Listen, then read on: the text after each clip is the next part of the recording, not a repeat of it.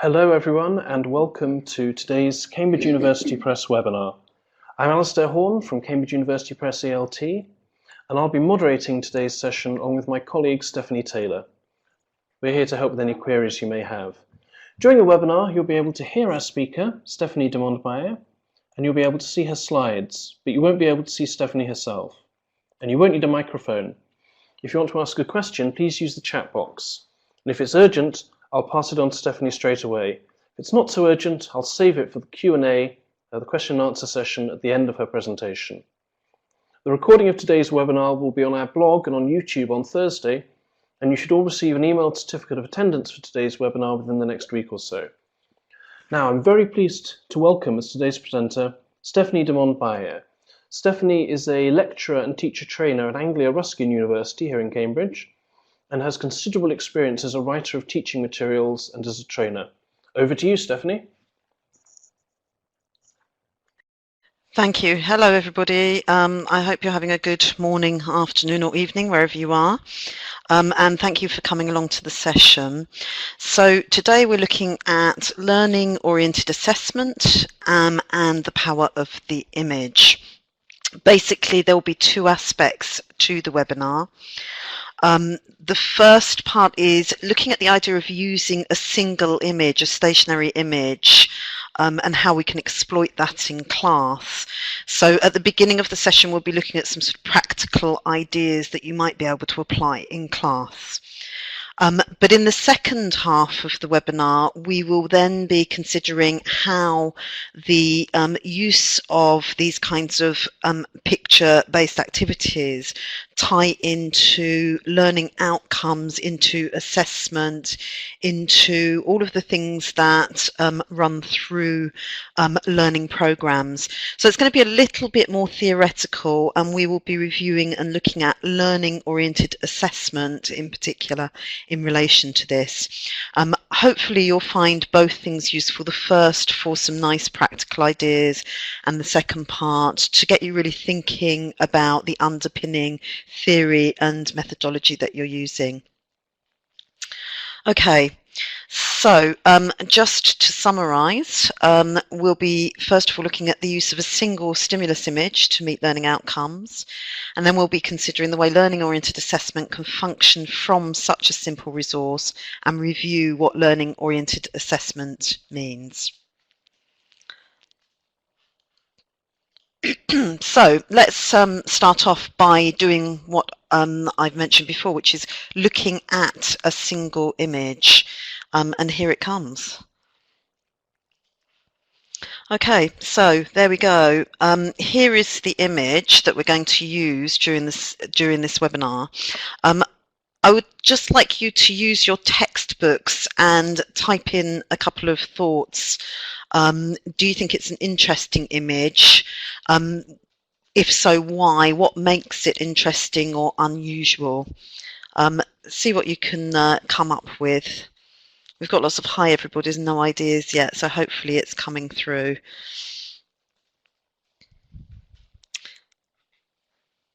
Somebody's put never too late to learn, which is lovely because I'm quite old. Very interesting, from cradle to grave. It's nice, interesting because of the age difference, but the common purpose of learning. Somebody else thinks he's too old. I hope not. I hope it's encouraging. Sophie said lifelong learning. And Ingrid's talking about equality and diversity. Somebody else has mentioned poverty. So we've got lots and lots of thoughts coming through. Crowded classroom, yes, that's a teacher's thought, isn't it? Is he learning or is he teaching? Okay, that's again an interesting question, isn't it? It's not clear from that single image what his role is. Okay, well, what I'd like to do now is just think about how we might exploit an image like this. And obviously one of the ways that you can do it is to brainstorm ideas and reactions, immediate reactions, just as you've given me. But let's think about other things. Any thoughts about how you could exploit an image like this. Somebody's mentioning student-centered learning. Any ideas about what we could do? Ask what happened before. Yes, discuss, start a discussion, describe what's happening, tell a story, compare it with your reality. Okay, these are all lovely ideas. So comparisons, personalizing the photo and linking it to the context of the students looking at it, talk to the people in the picture. Guess what they're writing. These are all really, really nice ideas that would work very, very well. So you can see from one single image, you can generate all sorts of different approaches. So here's our first suggestion. I am the photographer.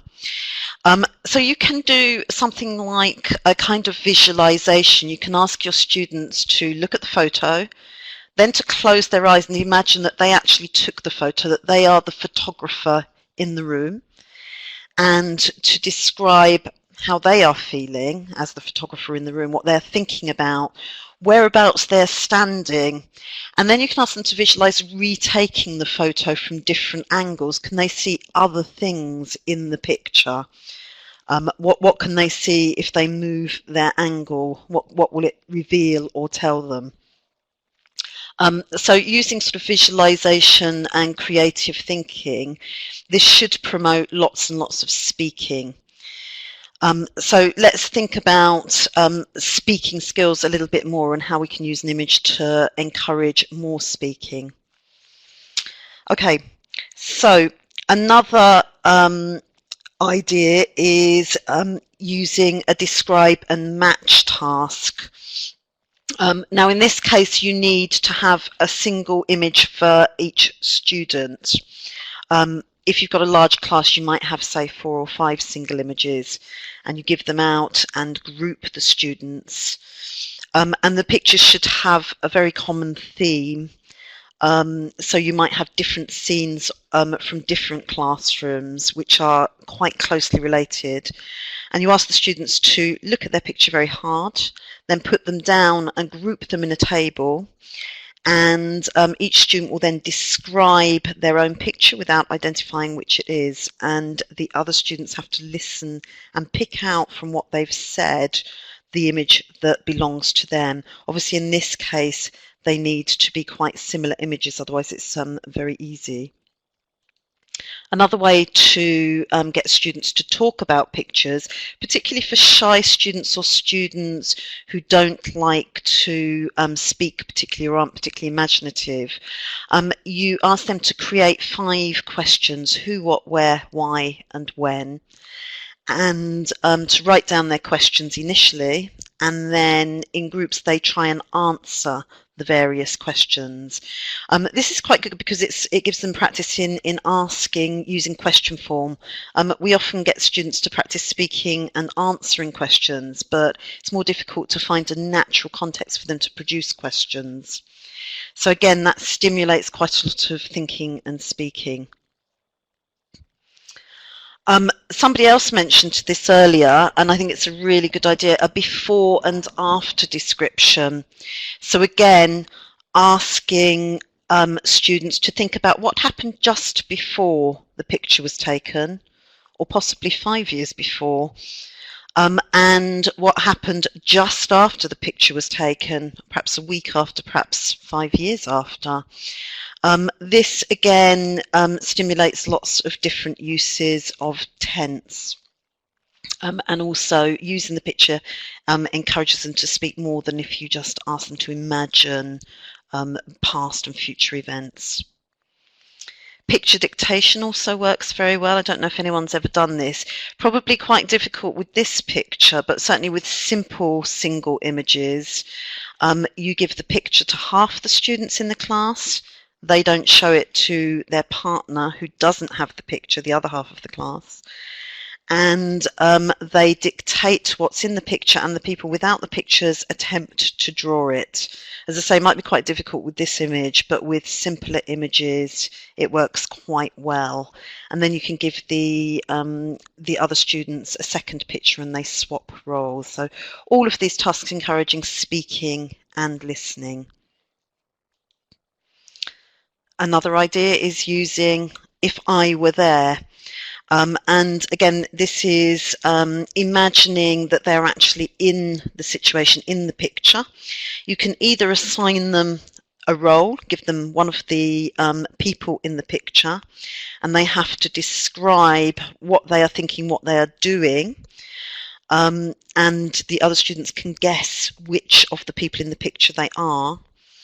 Or they can just do it as a sort of a stand-byer, if you like.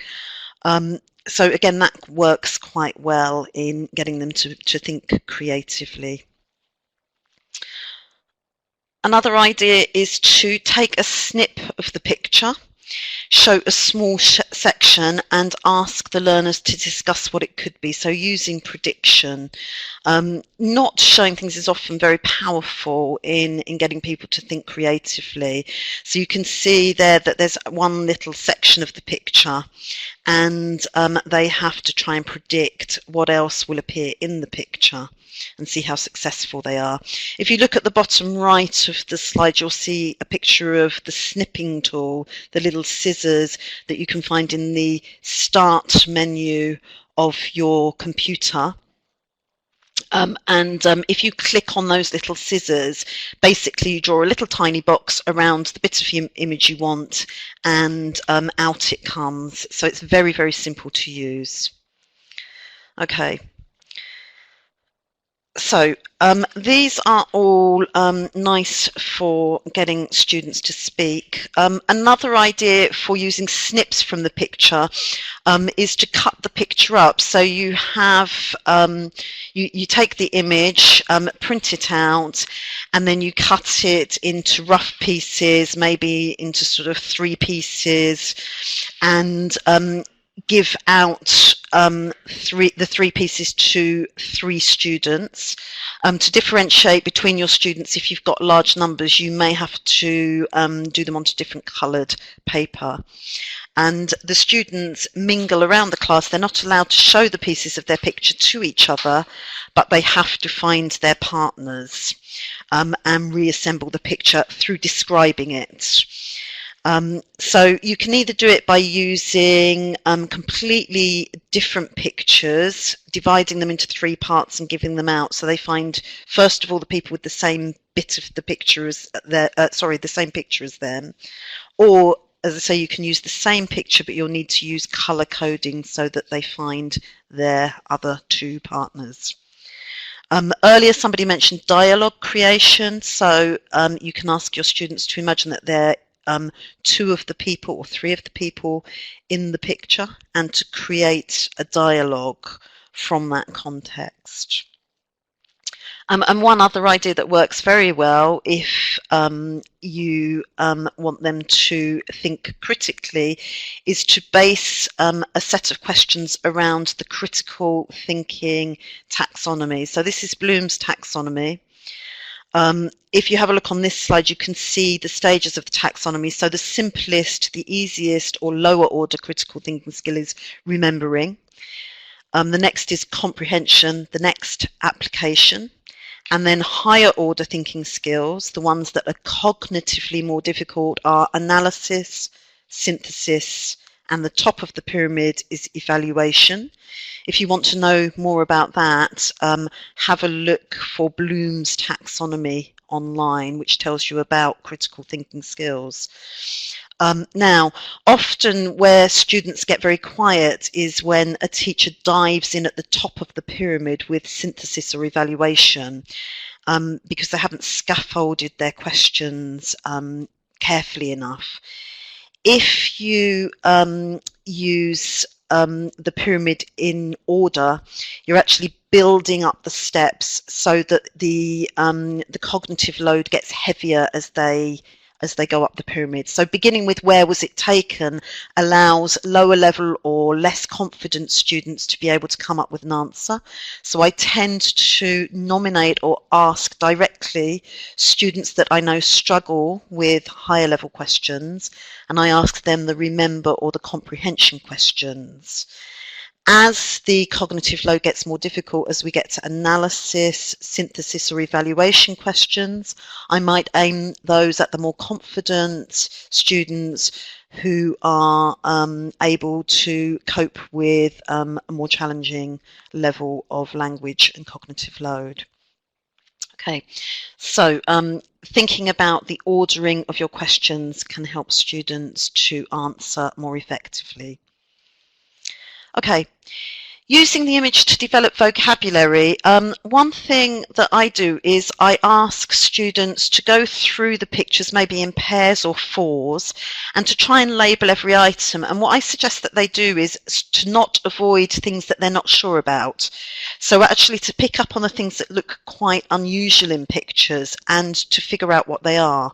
So for example, in our single image, there is one of the children is wearing an anorak, which is a particular kind of coat, and they're not sitting on chairs. Some of them are sitting on benches. I asked the students to then create quiz questions for each other. So one of the quiz questions might be something like, this is a kind of a piece of clothing, a kind of clothing item. And the other students are allowed to ask questions until they can guess what it is. And if they can't guess, they then play a kind of little hangman game where they write out a little line for each letter of the word, and the students call out letters of the alphabet until they've actually found the word. We then review all of the new words at the end. Another activity is label and pass. So you ask your students to sit in rows. This works even in traditional classrooms with fixed seating. So you give the picture to the first student at the end of one row. Each student writes really quickly the name of an item in the picture and passes it to the next person in the row. The second student writes another label onto the picture and passes it to the third person in the row. And basically, they pass the pictures down the line and possibly back again. If you've only got 4 or 5 students in each line, then they can pass it back again. But they pass it up and down the row until you say stop. Or until it gets, if you've got a long line of students, until the end of the first row. And by that point, they should have a picture with lots and lots of vocab items listed on it, which they can then share and check. Obviously, if you've got weaker students, it's a good idea to give them the pictures first so that they can write down the easier words. As the game continues, it gets more and more difficult to write down item names. But by the end, they're really interested to find out what the different items are called, because they've often struggled to find the words. A similar activity could be used with action verb list. So in this case, they have to write the actions rather than the items, so rather than noun forms. Now you can have, if you've got a projector, I appreciate not everyone has those, but if you have got one, you can have the large image up on the board whilst the bits of paper are being passed around, so that the students who are waiting can be looking at the picture and figuring out what they want to add on when it gets to them. Okay, another idea is to get them to work in small groups and brainstorm any vocabulary they can think of linked to the picture. So it might be adjectives describing how they think the people in the pictures are feeling. It might be nouns, the items in the picture. It might be action verbs. And then you ask them to create categories.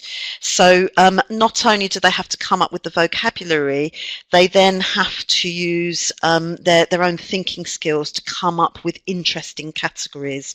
And sometimes I award prizes for the best categories, which helps them avoid things like nouns, verbs, adjectives. And also pushes them to think kind of a little bit more creatively and to come up with more words, because they want to try and fit more words into their category. Someone's asked what kind of prizes. For my students, chocolate generally works quite well, but you know, could be anything you like, really. A DVD at the end of the week, if you've got the facilities to do that. Oliver thinks chocolate's unhealthy. Yes, apples maybe. Okay.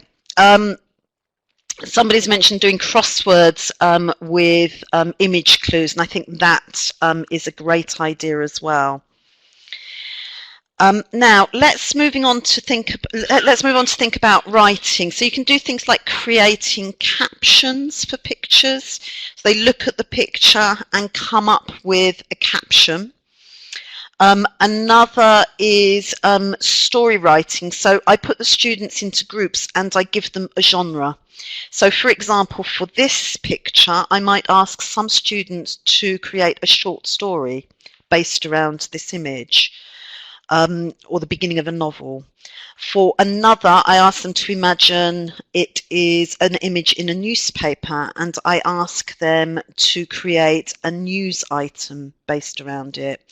For another, I ask them to imagine that they are a traveller, and this is a photograph they took on their journeys, and they're sending an email or a blog item back on the internet. This works quite well in highlighting ideas about genre and different types of genre writing. And you can give them some nice models to work with, so they have a model example of the type of genre that they're going to be writing about. You can then compare, you can pin up the pieces of writing. I usually get them to do it on large pieces of A3 paper, and then I pin them around the classroom, and the students look at each other's working groups, and then they write lists of the differences in style, in content, in layout of the different genre types. Okay, so those are some ideas for using speaking tasks, vocabulary tasks, and writing tasks. I'm sure that you have lots and lots of interesting ideas and practical activities that you might also like to contribute. There are lots and lots of websites and resources that you can look up which give you plenty of activity ideas related to images. However, I'd like to now think a little more theoretically and think about activities in relation to outcomes. So these are all lovely ideas. Teachers always love a nice idea that they can throw into the classroom on a Monday morning, and that keeps their students entertained and engaged and works well. But there is no point in throwing a whole kind of party bag of activities at learners unless we also consider the outcomes. So this is where LOA comes in, and this is where we're going to start looking a little bit more theoretically at the learning-oriented assessment part. So I would like now to just do a quick poll. So Alistair's going to pull a poll into action now. And the question on the poll, which you should be able to see, is, are you familiar with the LOA cycle? LOA meaning learning oriented assessments. So are you familiar with what happens in learning oriented assessment approaches and in the cycle? So we'll just give you a moment to have a look and make your decision. Okay, so it looks like the largest number of you know nothing at all, or you know just a little, and there are just a few people who are very familiar with it, and a few more who generally understand it, but most people are saying not at all or just a little. So we're going to look at the LOA first of all, and hopefully those of you who are familiar with it will see this as a kind of a review or refreshing of your ideas. So LOA, or learning oriented assessment, doesn't entail things that you will not be familiar with. Everything in LOA is something that teachers do already. It is about assessing your learners. It's about creating work for them that moves them forward, that helps them progress. It's about tests and results of tests. It's about giving students feedback and reporting on their progress. So these are all things that you will be familiar with, I'm sure. However, traditionally, I think there's always been some gaps. So we tend to have external tests. So things like IELTS, things like CET, PET, CAE, FCE, other types of tests, which are considered very external, that you might do an exam prep course for, but it doesn't kind of eat into everyday classes unless you are doing an exam preparation class. So there is often a sort of disconnect between things like syllabus, external tests, and the day-to-day actions in a classroom. And what the learning oriented assessment does is to bring all of these elements together in a learner-centered way. So in other words, it's a formal framework that teachers can apply in the class, which links your objectives to your tasks. It maps the performance of those tasks against the objectives. In other words, you're making an assessment of how the learners perform their tasks against wider objectives, not just day-to-day ones. This assessment of tasks is used to create informal records and allows the teacher to modify their lesson objectives in response to the learning or possibly lack of learning that's happened. So it's a flexible model. And then the cycle is repeated, and it's repeated whilst matching progress against formal objectives set at the beginning of the cycle. So this is quite complex, and what we're going to do is we're going to have a look at this, these different steps from a sort of an example point of view. So here you can see the 7 steps. Learning objectives are mapped to something like the Common European Framework. The tasks are mapped to the learning objectives. You observe and interpret performance against those objectives, make a record, make decisions about the next stage of teaching, give feedback, and create a structured record of achievements. So how does this work in real terms? That's all very well theoretically, but what about in reality? So let's think about it again from our image point of view. So remember the single image that we started with? There it is. So how do we run a class using this single image as our stimulus, but following an LOE approach? Okay, well, let's imagine first of all the class. So in our fantasy class, we've got a group of young adult learners, mixed nationality. The class size is 24, and they are B1 plus working towards B2. And perhaps it's early days with the class and you don't know so much about the group at the moment. So where do we start with an LOA cycle?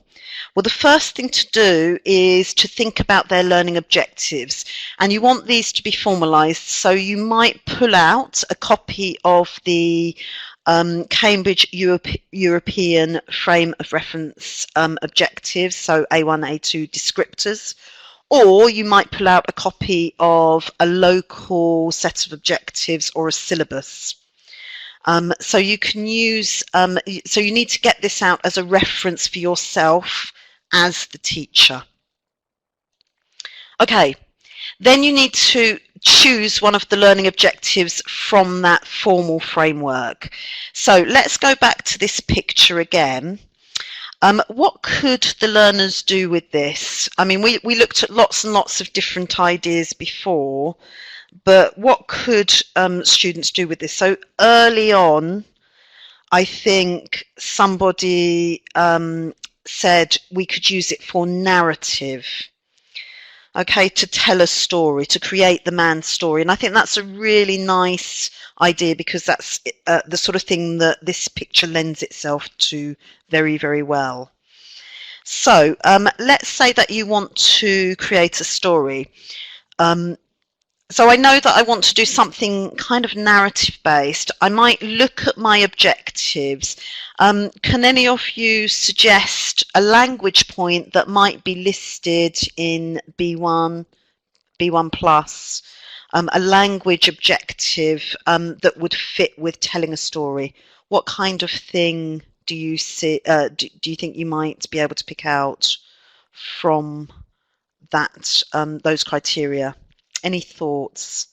Somebody said parts of speech, descriptive language, prepositions, conditionals, present simple, present perfect. Yep. Well, I'm going to go with present simple, present perfect, and perhaps past tense, because they lend themselves very well to telling stories, and this picture lends itself very well to telling stories. So I might look up and realize that in my learning objectives, in my SEFRA descriptors, narrative tenses, narrative tenses which are mixed, so present simple mixed with present perfect and past simple to connect the past and the current situation, are on the objectives list. So I now have a formal objective which is linked to an external reference like SEFRA.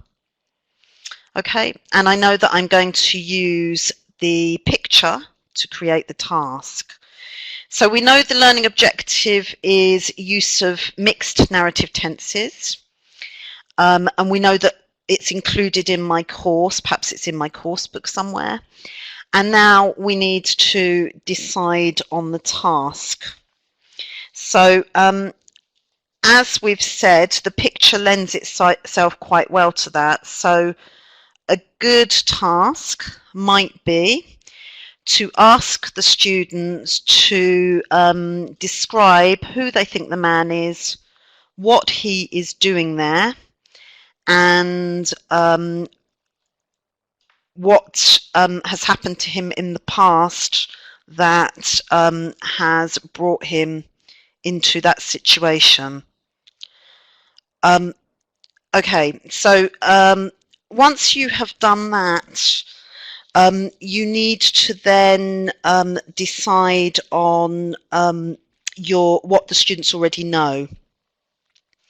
So you could perhaps look at the learning objectives and set those using the descriptors from the CEFR.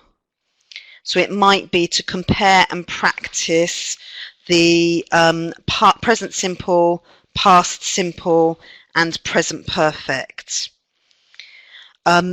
You then might pick out some language skills as well.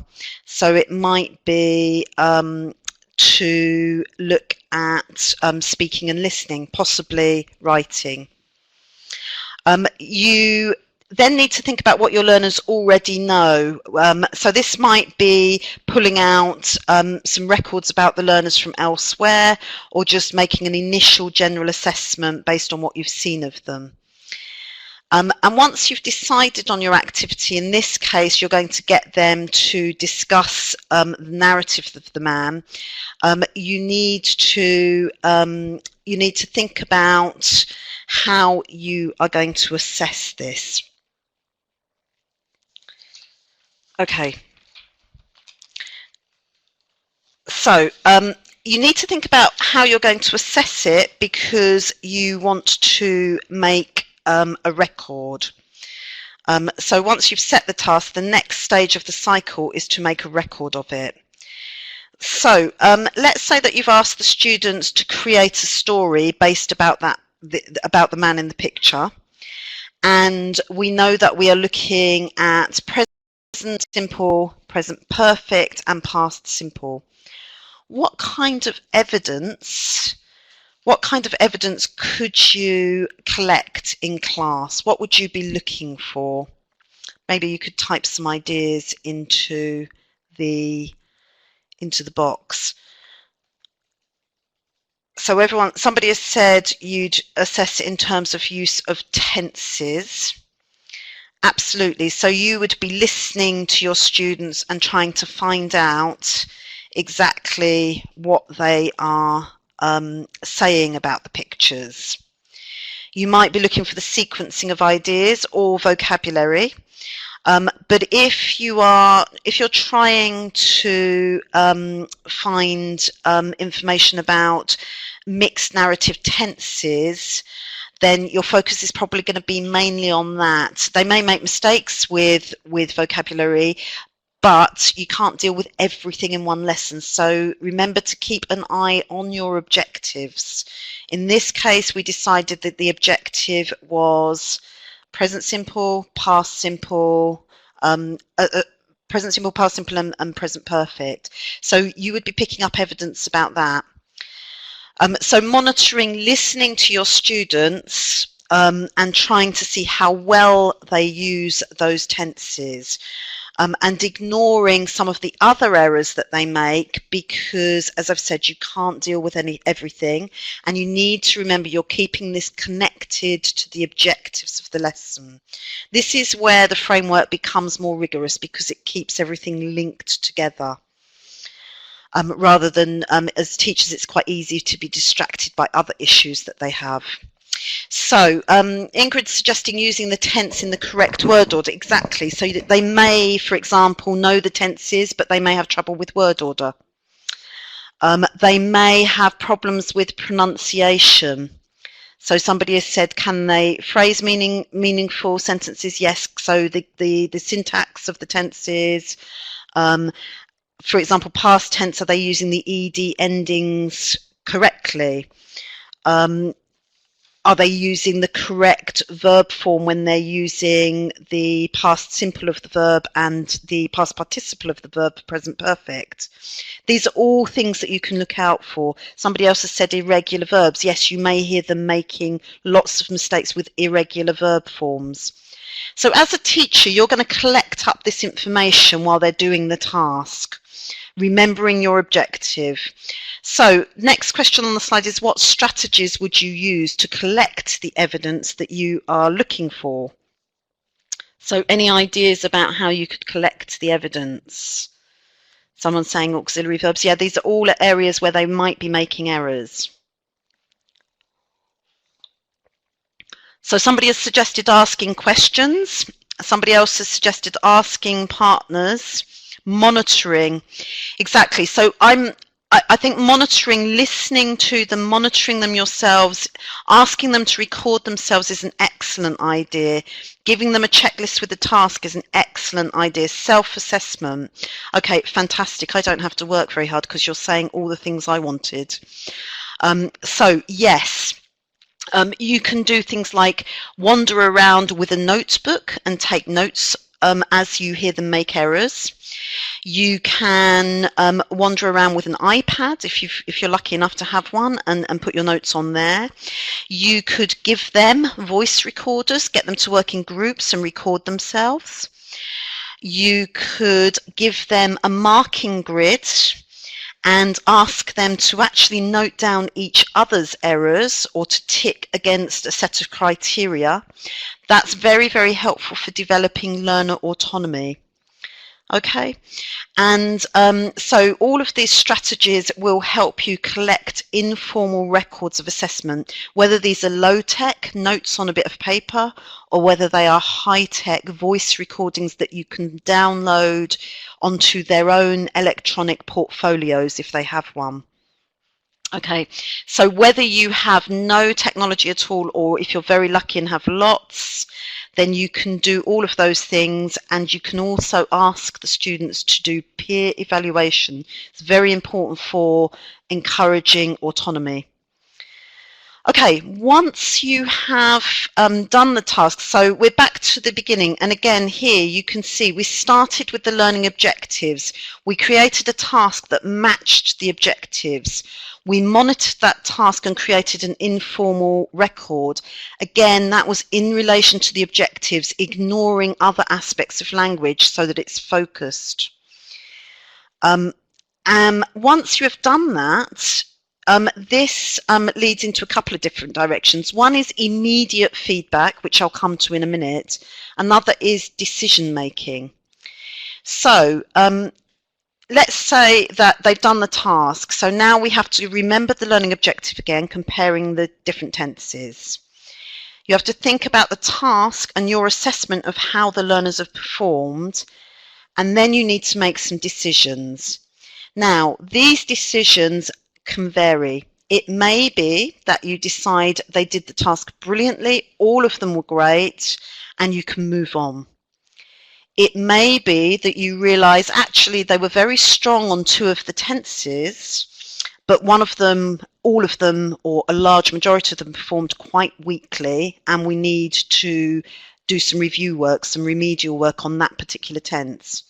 You may think that their grammar performance, their syntactical production was strong and accurate, but their pronunciation was weak. And so you may take the decision that, right, next lesson or at a future point, I need to go back and focus on pronunciation. You may find from their checklist, if they're doing self-evaluation, that actually they weren't bad, but they all lack confidence, in which case you need to find some fun tasks on the same language points that develop their confidence. Okay, so part of that assessment process is to allow the teacher to decide how to take the learning forward and how to enable them to progress further. You may modify some of your learning objectives as a result of that, but you may also want to give them immediate feedback. So you want to make sure that you're working with evidence. So rather than just being very vague and saying you did well or you didn't, giving them some clear evidence from their performance. Because you have kept informal records, you should be able to do that very clearly. You can do things like compare, contrast, and concept check to focus on meaning. You can give them further examples immediately. You can use timelines, all of the sorts of things that you would do yourself normally. Okay, so that's your immediate feedback. Now, you may then take those informal records that you have taken, not just to modify and think about what you do in the course next, but also to feed into their structured record of achievement. Most teachers have to produce reports and records for stakeholders, and so you can summarize some of the decision making, some of the performance for those records. And that's how you can then link back to your original objective, which was on the SEFRA framework, for example. Okay, but the cycle continues because whatever decisions you made about the learning may feed into a new set of tasks. If you decided, for example, that pronunciation was weak, you may then create some new objectives and new tasks based around improving their pronunciation.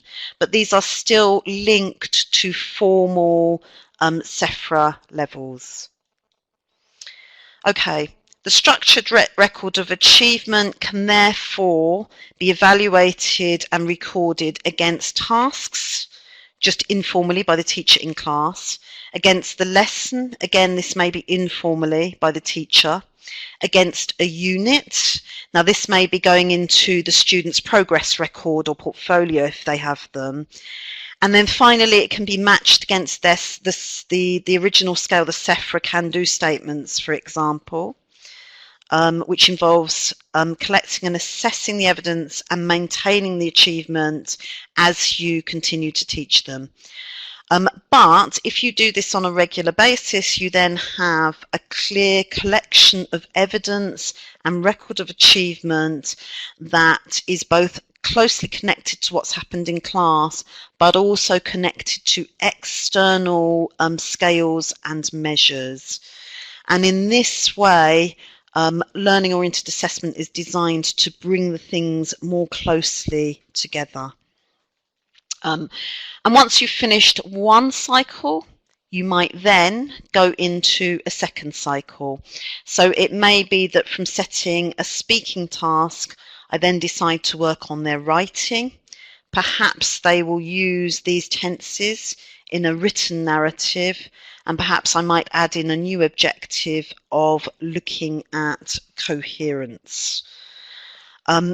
And I would go through the cycle again, collecting evidence, giving appropriate immediate feedback, and using that feedback to measure their performance against formal frameworks, and to feed into their everyday records of achievement. Okay, so that is a run through the learning-oriented assessment cycle, very fast, but it gives you a practical demonstration of how it applies in a real-life situation, and it uses a single image as the stimulus for setting the task, assessing learner performance, and creating a little mini record of achievements. I hope that that's clear, but if not, I think we've got some time for question and answer. We have indeed, Steph, so thanks very much. Got a question already from Tamara Osman, who says, sometimes when students are looking at images, they're unable to analyse them because of sort of major reasons like they're a different cultural background, a lack of imagination. How do you work around that if the students are really struggling to engage with the image? If students are struggling to engage with the image, I think if it's culturally totally alien, then generally my suggestion is that where possible, you bring in a different type of image. So you're actually making flexible choices about your source material. Remember that you don't always have to use the images in books. You can take the ideas from books, but reformulate them so that they fit the context in which you work. The next thing, in terms of scaffolding, I think if you throw a picture at students and say, okay, talk about this picture, what do you know about it? What can you tell me about it? It is actually quite difficult for some students to do that. So it's important to scaffold the task. So if you remember earlier, we looked at scaffolding questions going through the critical thinking pyramid. So beginning by getting them to just name what they can see in the picture, just to get them talking really. And once the ice has broken and they've started naming the items in the picture, then you can start moving into quite concrete questions like, who is the person? What do you think? Where is the place? What do you think? Before you move into more abstract ideas. So for me, if it's a totally alien image, change the image. And if they struggle, start off with very simple descriptive questions, concrete questions, and then move on and become more abstract as you move up the pyramid. Thanks. Question now from Elena Bachelet, who asks where you'd recommend finding more images like this one to kick off. Oh gosh, right. Do you know I haven't brought I had a list of websites which I was going to bring with me just in case I was asked, and I left it somewhere. I mean, I use Google. I use Google and I type in keywords, and all sorts of things come up. Flickr is good as well. Flickr is quite a good website as well. So you can have a look for that. And I mean, generally any kind of picture libraries. Somebody said Tumblr, also good. I would imagine that people are going to start throwing down into the into the chat box lots of ideas of where they find theirs. Pinterest is very good. Pinterest is a little bit like a cork board. You can pin pictures onto it, and they have some lovely images which are really, really interesting. A lot of the sites you can use category search, so I think you can do that on Pinterest. You can do category searches for pictures on there. And actually also on the Cambridge University Press ELT blog, which I'll put the chat, put the link into the into the chat. We've been posting every month an image that's quite good as a calendar for the month, where you can actually sort of also potentially use that as a discussion point. And I think actually this image came from that, from Cambridge University Press. And just in case you were wondering, the guy in the image that we were talking about is, I believe, 94 years old and decided to go back to school because he'd never had the chance when he was younger, just in case you wanted some background on that picture. Okay, thanks. Question, pardon me, a question now from Małgorzata Rajlik, who asks, how do you effectively get students doing peer evaluation as part of this process? Okay, well, I think if you ask them to jump in and evaluate, and it's the first time they've ever done it, then they will find it incredibly difficult. So I start with very small steps. I get them to work in small groups. And the first time I do it, I put them in groups with friends, so students that get on well together rather than students that don't like each other. And I get them to do a task, maybe a speaking task, and at the end of the task I ask them to say something positive to each other, even if it's just you looked happy when you were talking, or you wrote very quickly, or your handwriting is nice. So I get them to give each other very positive feedback, and it can be personalized or it can be about the language. We do that a few times, and then the next time I ask them to make a suggestion, and we look at phrases for making suggestions which are encouraging. So phrases like, that was really good, but you could try this, that sort of thing. And I get them to use those kinds of phrases. Then we move on to learning grids. Now it might be that we've learnt some new vocabulary, and I give them a little list of the vocabulary that we've learnt, and perhaps I get them to do a speaking task where they could use the vocabulary, and all they do is they listen to their peer and they put a tick when one of their peers says one of the words, and they feed back to each other, you use this word, you used 5 words. And then we move up from there. So then it might be listen out for each other's pronunciation.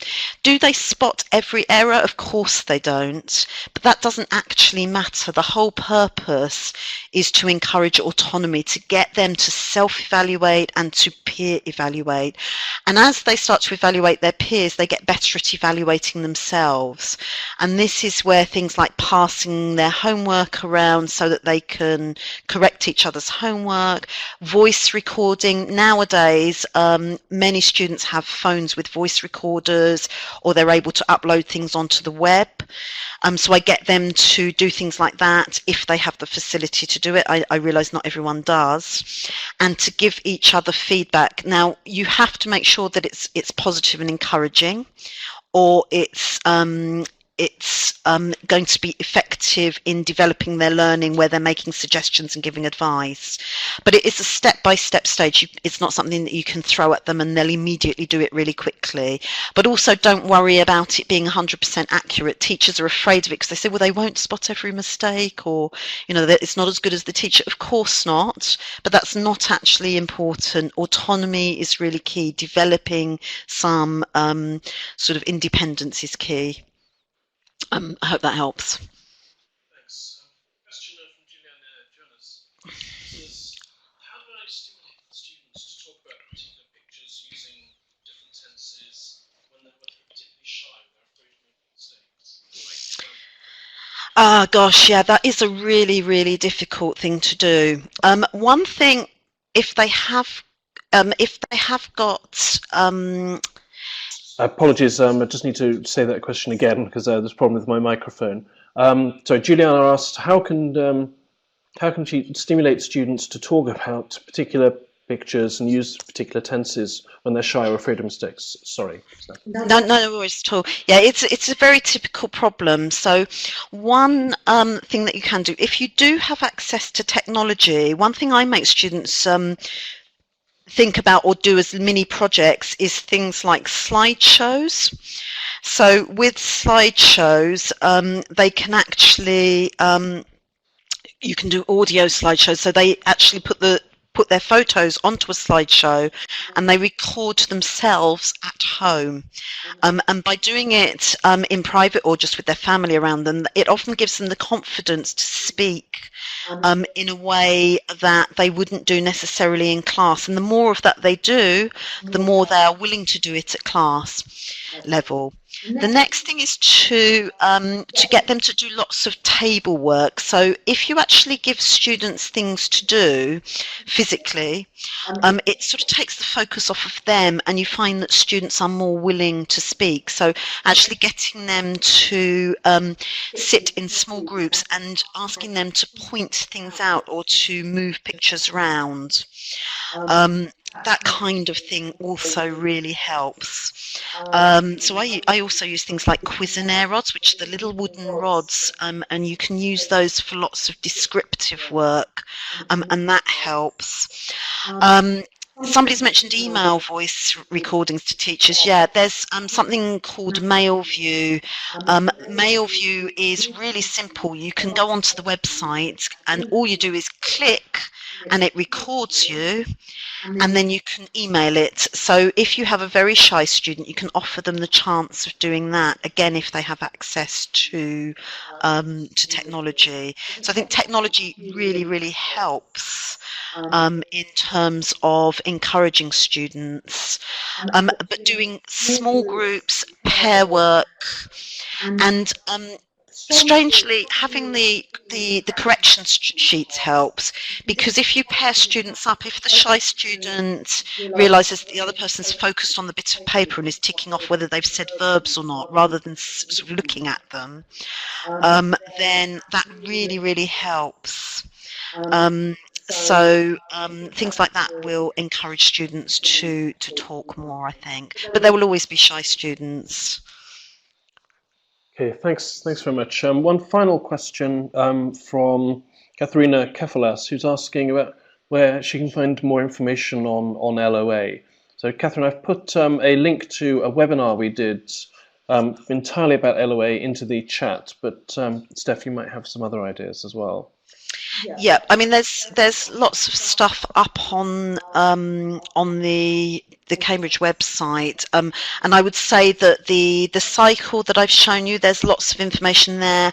If any of you are members of IATEFL, there are some presentations or recordings of presentations that were held at IATEFL about learning-oriented assessment, and I believe there's a lot more coming up in the future, in the very near future, from Cambridge University Press that will give you more information.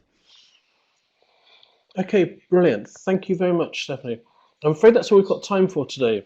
But don't forget that, pardon me, that we'll be back next week when face-to-face author Gilly Cunningham will be talking about revision and how to get students to revise what they've learnt. You can sign up for that and find out about forthcoming Cambridge webinars on our events page, and I'll put a link to that in the chat right now. The recording of today's webinar should be live on our blog and on our YouTube channel on Thursday. We'll send you all a certificate by Friday, and we'll be back in 1 week's time with Ginny Cunningham talking about revision. Thanks very much, everybody.